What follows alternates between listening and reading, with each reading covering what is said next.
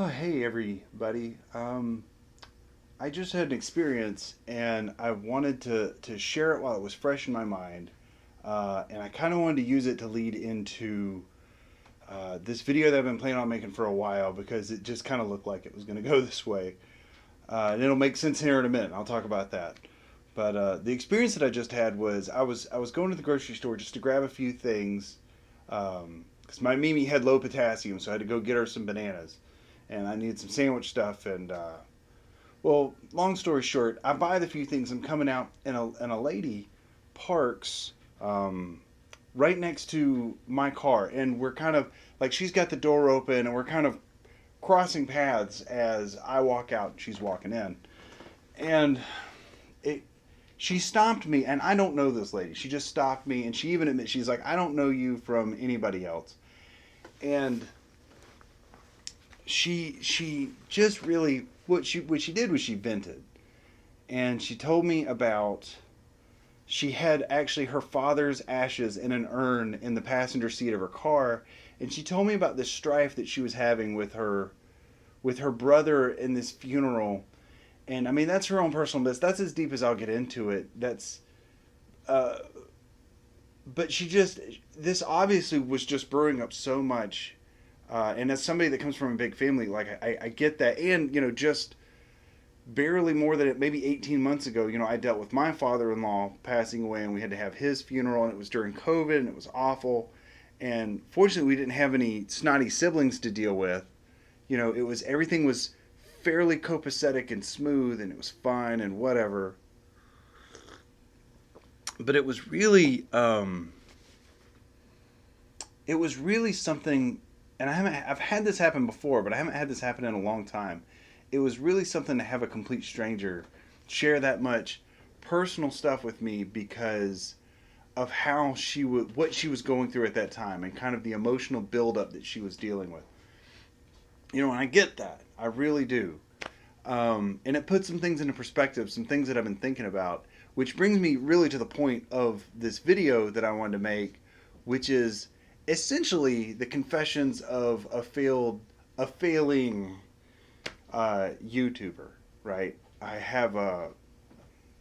I'm basically, for the last year, I've had I quit my job.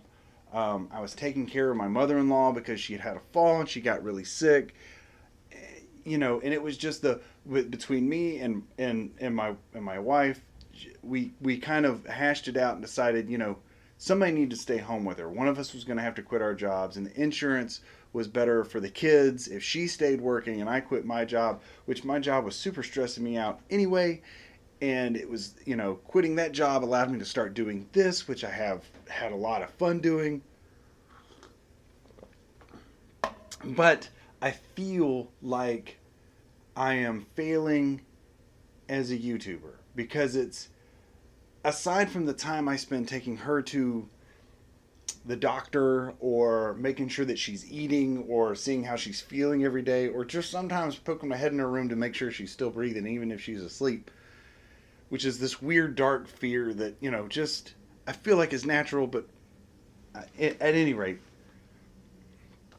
I have started making, I make let's plays, I make goofy videos, and I try to do skits and things like that. And it feels, especially for a long time, I was stagnant at, guess how many? 13 subscribers.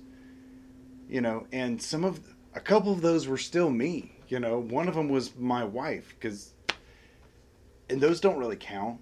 So, and I'm watching videos, and I know other people are having this issue because people are making content about it. I'm watching these videos about how to grow, and of course this content is this stuff like, oh, are you stuck at 2,000 subscribers and can't go any higher? You should do these things. I'm like, no, I'm literally stuck below the point where I can even properly name my channel. I can't tell people, and I had changed the name of the channel a couple times trying to experiment with things. So this is what I'm thinking too, is this because I'm still learning how to do this? And there's a handful of things that I want to blame for my lack of success, which is, one, being nearly 40.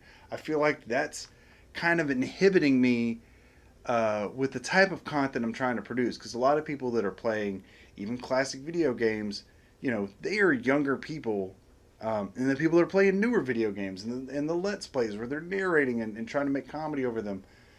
They're tend to be younger people. But then that's barely a rule because there's tons of people that are around my age, some of them even older, that are doing exactly what I'm doing and they're having a lot of success with it.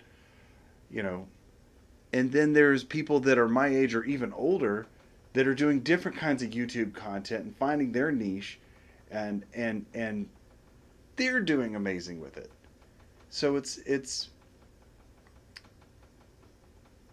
what's going wrong with what I'm doing. So I'm looking at thumbnails, titles to videos because that's what they all tell you to do. Oh, you need not clickbait, but really clickbait. You know, means to pull you in, and it's like, are we sure that's the problem? And the problem is not that you know I'm not, I don't know, typical. Like I want to blame it on physical appearance, because it's, for a long time, I had a shaved head in a lot of my skits, and I'm just now starting to grow my hair out. And in this lighting, you can really see how thin it still is, despite the Keeps sponsor me program that I'm on and the medicine that I'm taking. I mean, it's getting thicker. I'm getting my hair back, and that's going to be great and everything. But like, I'm still not. I'm not abbed out. I'm no Logan Paul. I'm not. And is it that I don't understand how a niche works? Is it that I don't understand, where it is I fit in? Because that would just be the story of my life, right? That's kind of why I turned to YouTube. 'Cause it's the land of weirdos and freaks. I figured I would fit in here. But I guess you still, even if you fit in, you have to find the place where you fit in. And I don't feel like I've found that yet. Now, having said that, I'll follow up with this. I'm no longer stuck at 13 subscribers. I've clawed my way all the way up to 50 because YouTube changed the way that they do their shorts, which is great. Because now I can do all these shorts and these little things and these little compact, and I'm having a little bit of success with those. Especially when I blew some stuff up with some fireworks. Apparently people get a kick out of that, which is weird. I figured that would be commonplace, but I guess people run out of fingers. But it's getting better, and I think I'm figuring out how to do this. It's one of those endeavors that you never get encouragement on until you no longer need it, I think. When I start having real success, when I start seeing, me getting subscribers the way that my stand-up comedian friends get them, even though, like, I could go do stand-up comedy. I did it for years, and then, it wore me down because I didn't feel like I was doing enough, and it was just show after show, which is one thing I like about the platform, because then it's like it stays there. It still exists out in the algorithm trying to find its audience. And you get chance after chance after chance, and I'm still using up every chance that they'll give me, trying to make something that somebody out there wants to watch. It's a struggle. But the shorts have really helped. I'm hoping that I'm hoping that people find this video entertaining. I was watching another YouTuber. I've noticed this thing, and maybe this isn't specifically just for female YouTubers or Twitch streamers or anything like that, but there seems to be this common background where there's this that's going on, and like, I want my background to be honest, because I feel like what we're doing here, whether you want to feel this, whether you agree with me or not, I feel like it's a kind of art, right? And I feel like art works best when it's honest, and this messiness, right, is an honest expression of my life. This is I'm messy. I'm a messy artist. I have disaster upon disaster as I'm switching from, fooling around with making music and playing video games and trying to find a place for everything to be in its own place but still accessible. That's what I struggle with. And it's one of these, like, I really do get jealous. Like when you watch maybe like a Markiplier's video and they turn around, they show his desk of what his setup looks like and not the background that which is already clean. Even his desk setup is just what you need. That's it. I don't know if he drags it out as he needs it or not, but I have never felt comfortable without the clutter. Like I need the clutter to make me feel free to make a bigger mess to create something new. And that's just me personally. But it's like, is that, am I fighting against myself for that because that's not aesthetically pleasing for some people? I don't know. Um, but we're gonna keep on keeping on, and I'm gonna keep wearing suspenders and keep on trying to find the people that want to find me. The thing that I'm worried about, though, and I guess the reason why I felt like this was the time to make this video was because I I'm going back to work. I'm going back to my day job because the whole YouTube thing really didn't take off. You don't really get monetized with 13 subscribers or even 50 for that matter. Which, whatever. I'm gonna keep doing it, I think, but it'll end up slowing down. It's gonna take a lot more of my personal time instead of being able to treat it like, oh, I can just do it whenever. And I'm gonna have to get over this fear of recording when other people are here or can hear me, because that's another thing. It seems like you've got a lot of people that either they have a room by themselves or they have a special room dedicated in their house.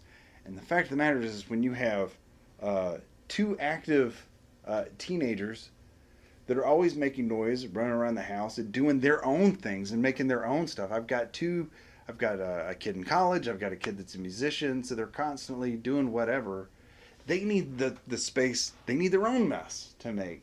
And so I want to, as a step parent, as a parent at all, like I want to provide that space because I don't feel like it was provided enough for me, and I could have gone farther. I could be farther along than I am now with my own artistic aspirations. And so I try to provide that for them, whether they appreciate it or not, or whether it's a success or not, is yet to be seen. We'll see. But it makes me doing my own thing a challenge because I am probably in one of the most acoustically terrible rooms. I mean, and I try to address it when I notice it, but it's like I've made videos where literally right behind where I'm recording is the main drain to the whole house. So if anybody is taking a shower or flushes a toilet, you just hear it just run straight through the pipes next to the microphone.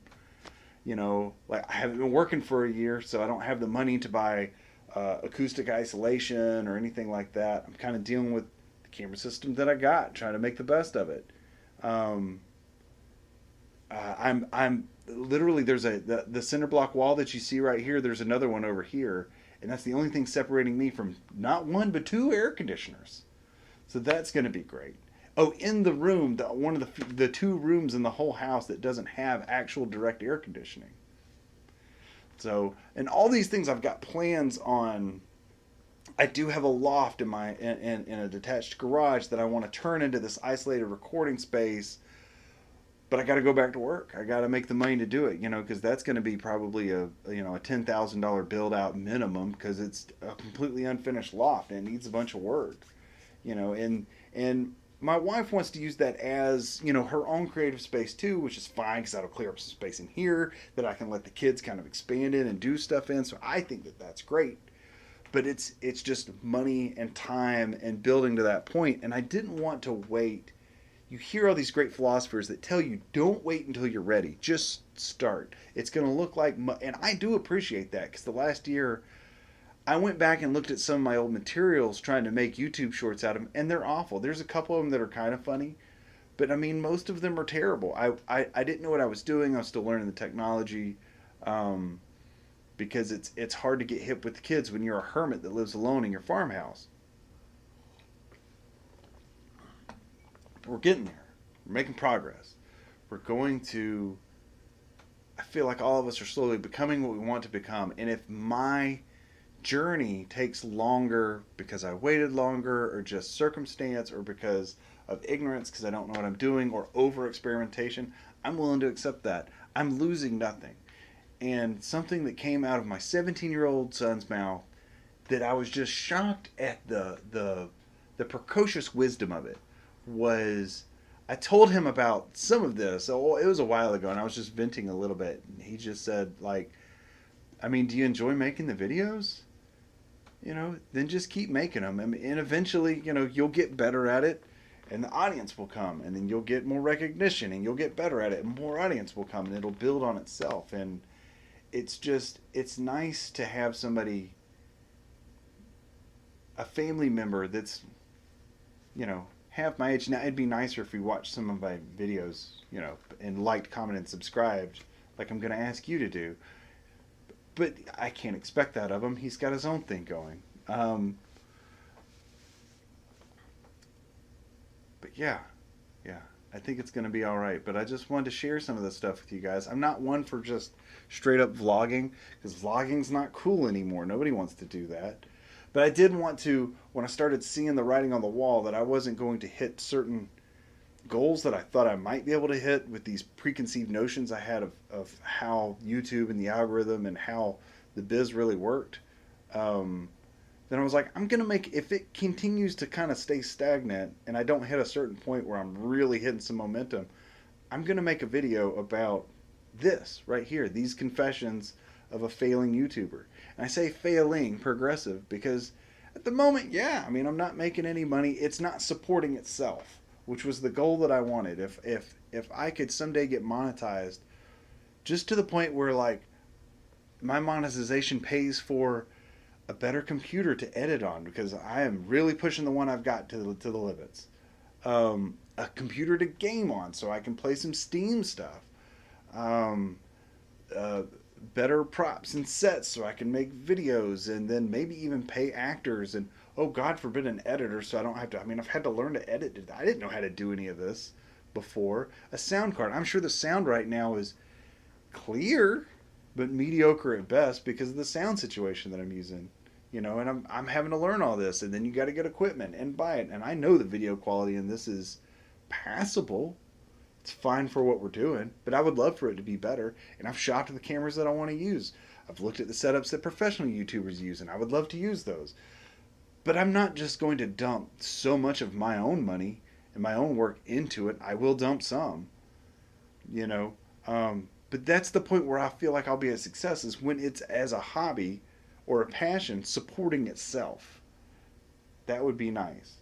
And as long as I don't ever quit and I keep doing little steps to work towards that point, I'll never be a failure. I'll never have failed as a YouTube content creator. I'll just be failing. And I hope that means something to you, because it means something to me. So, have a good day. I hope you enjoyed this video. Bye now.